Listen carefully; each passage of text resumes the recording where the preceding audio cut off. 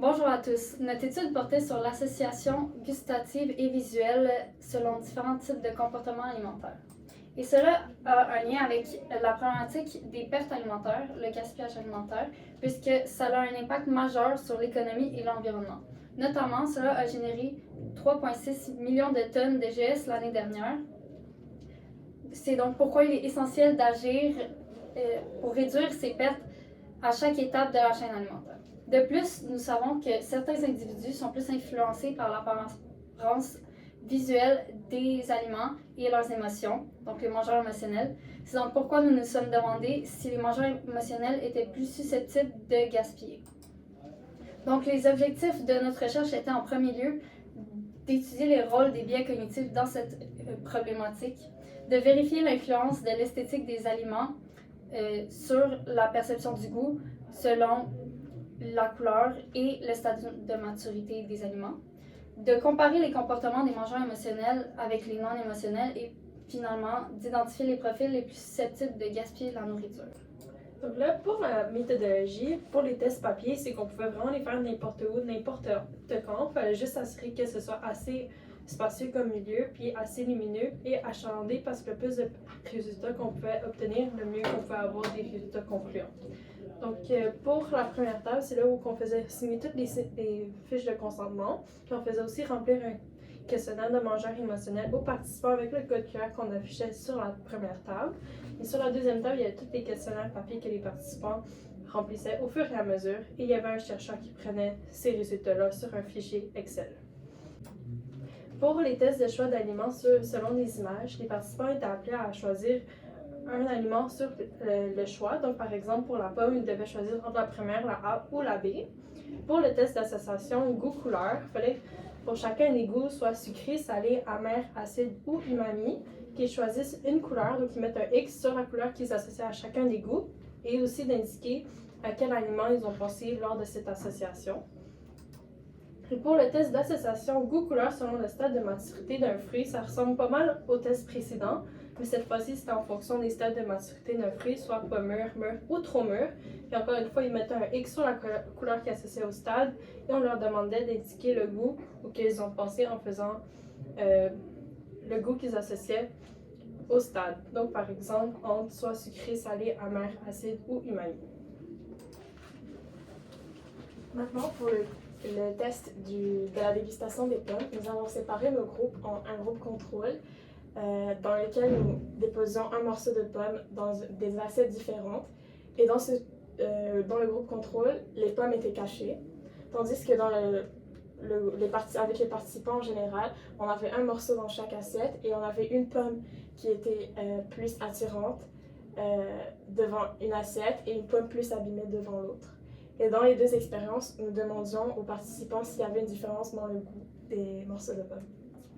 Donc pour l'expérience 1, le questionnaire sur l'association des goûts aux couleurs, c'est qu'on voulait déterminer si ça avait vraiment un aspect visuel rattaché à chacun des goûts. Donc là, pour le sucré, on a pensé pour notre hypothèse que les couleurs qui allaient ressortir, c'était le rouge, le rose, le salé, le jaune et le bleu, le amer, le jaune et le brun, l'acide, le jaune et le vert, et l'umami, le brun et le orange, et que les aliments qui allaient être associés à ces couleurs et au goût, pour le sucré, on a dit que c'était les bonbons, l'océan et les frites pour le salé, le chocolat noir et les légumes pour le amer, la pomme et les citrons pour l'acide, et la sauce soya, les champignons et la viande pour le umami. Les tendances représentent le pourcentage des personnes qui associent les couleurs qu'on avait prédites à chacun des goûts. Donc voici nos résultats, ils se ressemblent pas mal à nos hypothèses. Donc pour le sucré, on a le rouge, le rose qui ressortent, le salé, le jaune et le bleu, le amer, le vert, le brun, l'acide, le jaune et le vert, et l'umami, le brun et le rouge. Puis les aliments qui ont été associés à ces couleurs-là puis à ces goûts, c'était les bonbons pour le sucré, les chips pour le salé, le café pour le amer, le citron pour l'acide et la sauce soya pour le umami. Donc voici un ensemble des couleurs associées au goût acide par les participants. Donc les tendances ici sont un peu moins élevées que les tendances de notre hypothèse, mais ça peut s'expliquer aussi par le fait qu'on a mis notre séance d'expérimentation sur 3 semaines. Puis on a eu une cinquantaine de participants, tandis que sur notre hypothèse, on s'était basé sur une expérience qui s'était faite sur 200 quelques personnes. Donc là, pour ce test-ci, on voulait savoir d'où provenait l'association goût-couleur, puis si elle était influencée par un élément de référence mentale lié aux aliments. Donc là, nos résultats étaient très proches à nos hypothèses. Puis notre hypothèse, on s'était basé sur une recherche menée par Velasco et Hall qui a été font leurs expériences aux États-Unis. Donc on a remarqué que le simple fait d'être dans un pays différent, avec une alimentation quotidienne qui diffère, joue aussi un grand rôle sur l'association goût-couleur et aliment-goût. Donc par exemple, nous dans notre expérience, pour le goût amer, l'aliment qui est ressorti c'était le café, tandis que eux dans leur recherche c'était le chocolat noir. Puis le salé, nous c'était les chips, tandis que eux c'était les frites. Donc par exemple, plusieurs facteurs comme le prix, la disponibilité dans l'environnement, ainsi que les goûts personnels viennent aussi jouer un grand rôle dans cette association aliment-goût. Donc, par exemple, ici au collège, parce que nous, la majorité de nos participants, c'était des étudiants du collège, les chips sont beaucoup plus abordables et disponibles que des frites. Donc, par exemple, les chips sont dans les machines distributrices, sont à la cafétéria, sont au Subway en bas à l'Agora, puis sont aussi dans les restaurants autour du collège, tandis que les frites, il faut aller dans un restaurant ou à la cafétéria, puis déjà là, c'est un peu plus cher. Donc là, ça vient confirmer qu'on a bel et bien un élément de référence en tête lorsqu'on fait une association au goût, autant visuel que gustatif. Dans cette étude, nous sommes intéressés au goût et la couleur en fonction du stade de maturité des aliments. Donc nous avons séparé nos variables en X et en Y, le X étant la teinte et le Y étant la saturation. Donc, nous pensions que les goûts qui seraient associés à la maturité des fruits seraient pour le sucré, les fruits mûrs, l'acide et l'amer, les fruits non mûrs, et le salé, les fruits trop mûrs. Nous avons fait un nuage de points pour obtenir des résultats suivants. Pour le fruit pas mûr, on peut remarquer que les teintes sont proches du vert avec une saturation plus terne. Pour le fruit mûr, les teintes se situent dans les rouges avec une saturation plus marquée. Et pour le fruit trop mûr, les teintes sont plus dispersées, mais restent dans le rouge avec une saturation plus terne également. Les participants devaient aussi associer un goût au stade de maturité. Et nous pouvons remarquer que pour le stade pas mûr, 63% des participants l'ont associé à l'amer. Pour le fruit mûr, 82% l'ont associé au sucré. Et pour le fruit trop mûr, 41% l'ont associé au sucré. Entre les différents stades de maturité, la moyenne indique une différence plus marquée au niveau de la saturation plutôt que de la teinte. Donc, la différence de teinte n'est pas significative puisqu'on a une p-value de 0,77 et c'est plutôt la différence de saturation entre les différents fruits qui est significative. Donc, on peut aussi remarquer que les fruits mûrs ont obtenu une saturation plus élevée que le reste et une couleur plus brune. Et pour les fruits mûrs, les couleurs sont très vives. Cela indique qu'il y a bel et bien une association des couleurs par rapport aux différents stades de maturité. On retrouve aussi une logique dans les réponses des participants. Pour le goût, le fruit pas mûr, il est surtout associé à l'amer et à l'acide, tandis que le fruit mûr est plutôt associé au sucré et le fruit trop mûr également au sucré. Cela est en concordance avec nos hypothèses de base, puisque nous avions pensé que pour le fruit mûr, il allait être sucré et pour le fruit trop mûr également, mais il y avait une différence avec le fruit pas mûr, qu'on pensait qu'il allait être salé, il était plutôt associé au sucré. Donc pour l'expérience 3 qui était la dégustation des pommes, initialement nous pensions que les participants auraient préféré le goût du morceau de pomme situé face à la belle pomme plutôt qu'à celle-là imparfaite, puis que dans le groupe expérimental, 50 à 60% des participants auraient goûté une différence.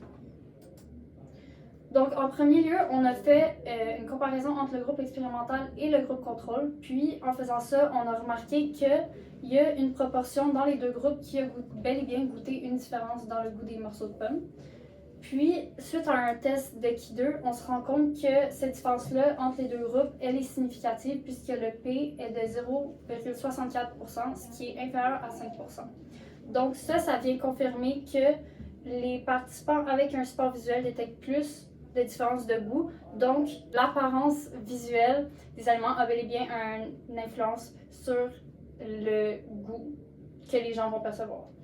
Ensuite, dans le groupe expérimental, il y a 76,6% des participants qui ont détecté une différence de goût entre les deux morceaux de pommes, ce qui est supérieur à ce que nous avions pensé qui était initialement de 50 à 60%. Puis ça, on pourrait expliquer ça par le fait que le contexte dans lequel nos tests ont été effectués, c'était différent de celui-là de l'étude sur laquelle nous nous sommes basés de Jarvis et al., puis aussi parce qu'on leur a fourni un support visuel. Donc, ensuite de ça, dans les 76% qui avaient goûté une différence dans le groupe expérimental, on est allé voir la distribution de ce que les gens y ont préféré pour voir si les gens y allaient préférer le morceau situé face à la belle pomme. Donc, ensuite, dans ces 76,6%-là du groupe expérimental, il y avait environ 42% des participants qui préféraient le morceau situé face à la belle pomme, puis 58% face à celle imparfaite. Et en faisant un test de Q2 d'ajustement, on se rend compte que la différence entre les deux n'est pas significative puisque la valeur P est de 0,3173, qui est supérieure à 0,05. Donc ça signifie que les gens n'ont pas... C'est pas significatif le fait que les gens aient plus choisi, qu'ils aient préféré un morceau de pomme ou l'autre. Donc ça, on peut l'expliquer parce qu'en tenant compte des commentaires des participants, on se rend compte que généralement, ils associaient la belle pomme à une pomme moins mûre, donc un goût plus acide, puis la pomme plus abîmée à une pomme plus mûre, donc un goût plus sucré. Puis ça concorde avec les résultats de notre expérience précédente.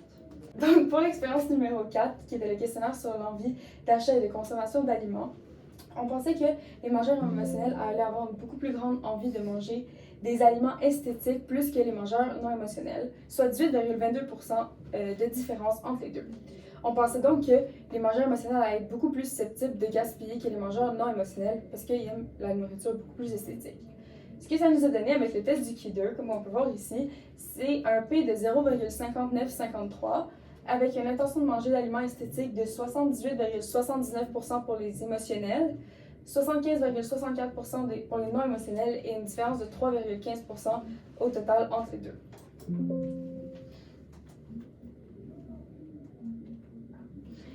Donc, ce qu'on peut voir avec ça, c'est que 18,22%, comme on avait pensé initialement, c'est beaucoup plus grand que notre 3,15%. Aussi, le P de 0,5953 est beaucoup plus grand qu'un P de 5%, donc c'est pas significatif les résultats. Comme on peut voir ici, la ligne est presque égale pour les émotionnels et les pas émotionnels. Donc, comme on peut voir, le fait d'être un mangeur émotionnel ou non ne change rien pour la probabilité. Et la problématique de gaspillage est donc beaucoup plus grande que ce qu'on pensait initialement parce que ça rentre les mangeurs émotionnels et les mangeurs non émotionnels dedans. Les causes d'erreur de pourquoi ça n'a peut-être pas fonctionné, il y en a plusieurs. La première, c'est qu'on a dû faire un choix, on leur donnait l'option de faire un choix entre beau et laid. À la place, on aurait pu leur faire de 1 à 5, ce qui nous aurait permis de faire un test ANOVA.